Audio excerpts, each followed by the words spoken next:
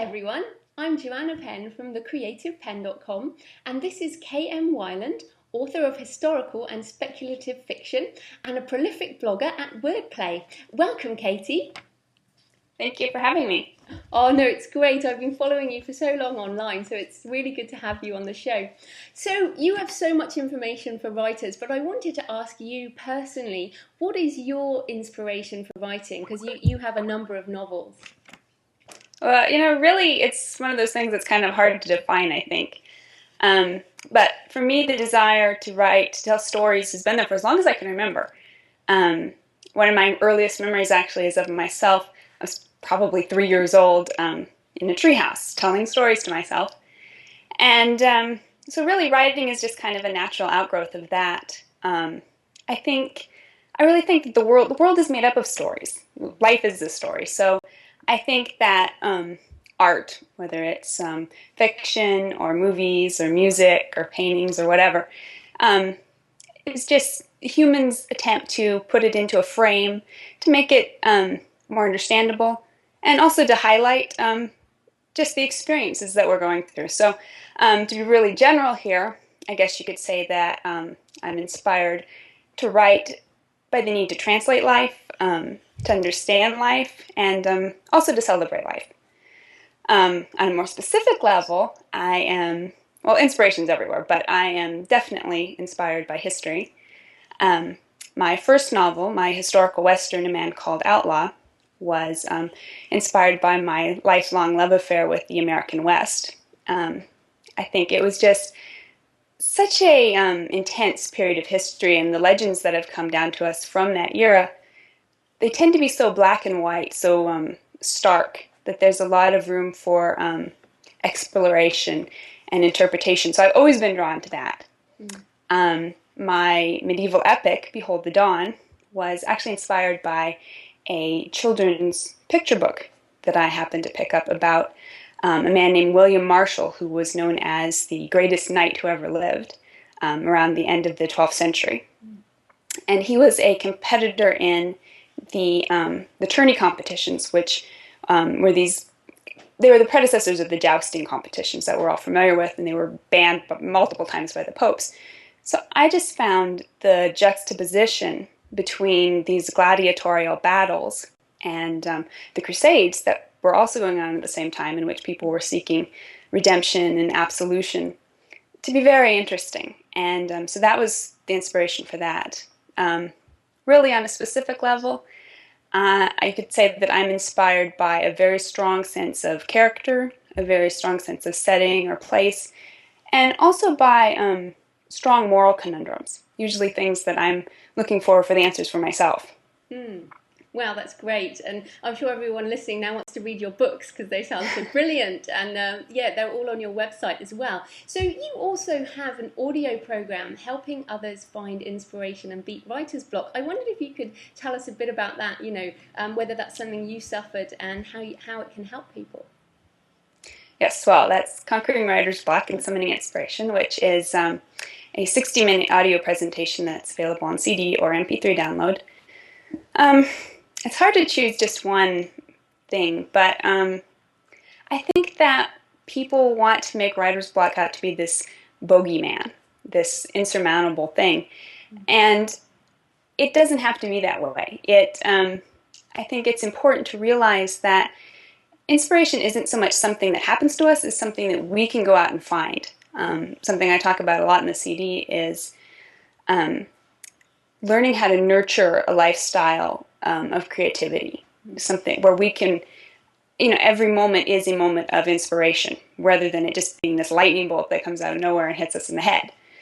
I'm very fond of Peter DeVry's quote about, he says something along the lines of, I believe that I cannot write unless I'm inspired, but I make sure that I'm inspired every morning at 9 o'clock.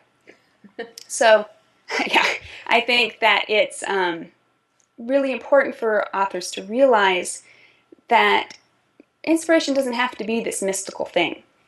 It's something that happens to us, something that we find when we're in the trenches, writing away at our desks every day, even when we don't feel like it, even when we're not in the zone. If we get into the habit of writing every single day, then we also get into the habit of finding inspiration, because we can't sit at our computers and write if we have nothing to write about. So eventually our subconscious or our conscious will come up with the inspiration that we need. So I wouldn't actually say that writer's block is not something that I've experienced personally.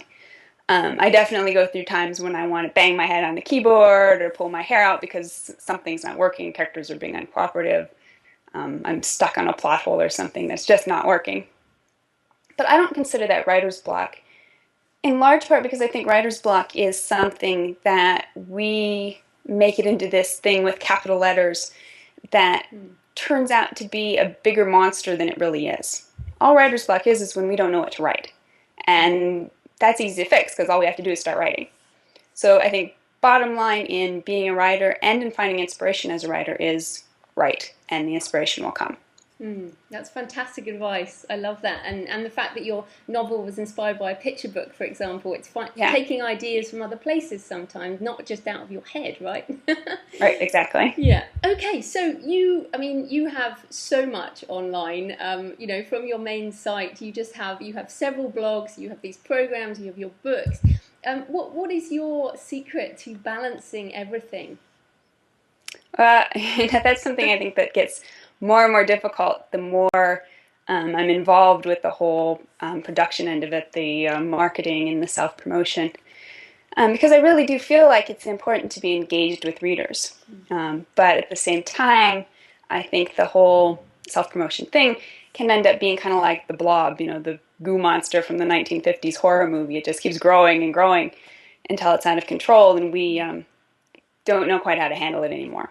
So I think it's very important to maintain a sense of balance and to remember why we're doing it, which for me, of course, is, for all of us, is writing. We have to remember why we're doing it, and we have to make that the priority.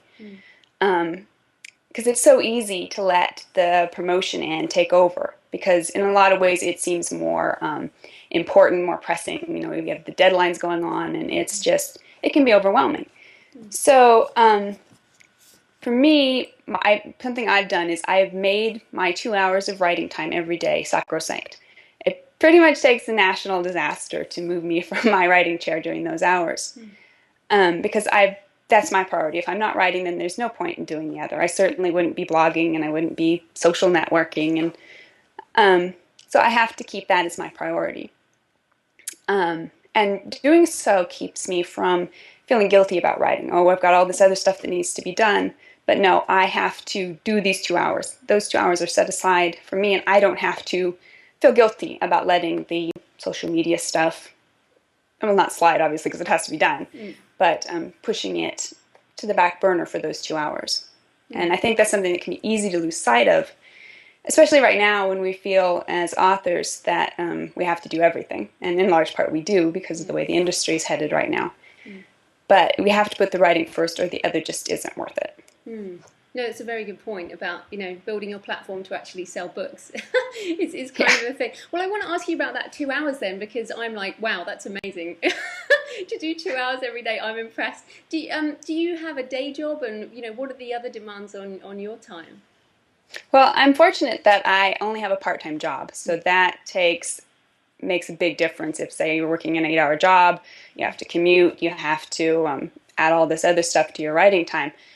So yes, I'm fortunate that I am able to devote a large amount of time to both my writing and my marketing. But I really do think that it's very possible for people whose schedules aren't as flexible to work everything in. For me, schedules are the bottom line. I would be absolutely lost without my schedule. But I've always said, that you can find all kinds of best-selling authors who wrote their books, a paragraph at a time, 10 minutes a day, half an hour a day. You don't have to have 2 hours. And for a lot of people, 2 hours just isn't feasible. An hour isn't feasible.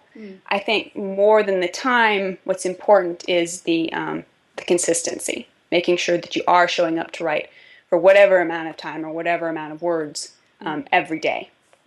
And that scheduling is what I do as well. And people ask me the same question, you know, how do you get it all done? And it is about diarising it and putting in the time. Yes. So, yeah, I totally agree with you.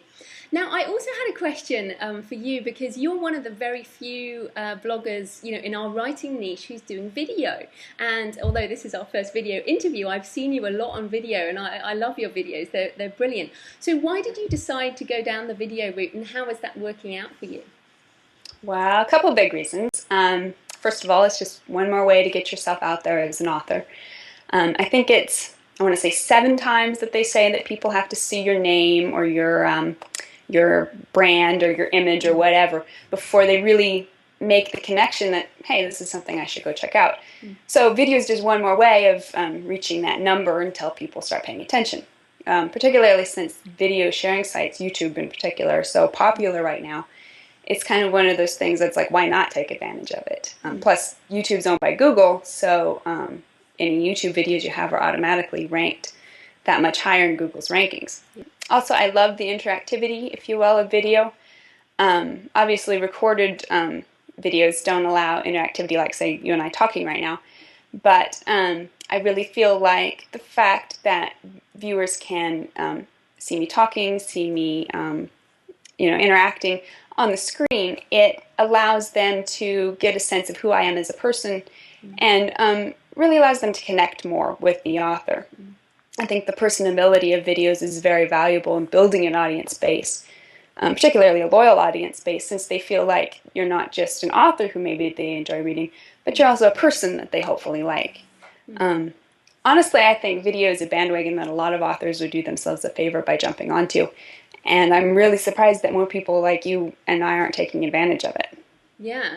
But one of the things I get from people is, I don't like my face, I don't like my voice, I don't want to do video because I hate myself. Don't we all feel like that? Yes. I actually started podcasting before I started videoing, and obviously that's less intrusive, if you will, than videoing.